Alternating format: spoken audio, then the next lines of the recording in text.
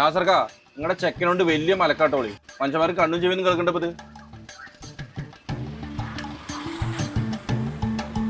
നാസറെ എൻ്റെ ചെക്കനോട് മെല്ലെ പോകാൻ പറഞ്ഞു റോട്ടിക്കോടെ.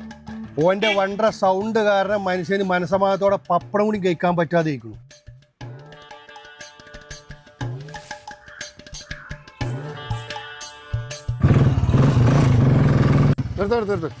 അന്നെ കൊണ്ടുള്ള പരാതി കാരണം എനിക്ക് പുറത്തേക്ക് ഇറങ്ങാൻ വയ്യ.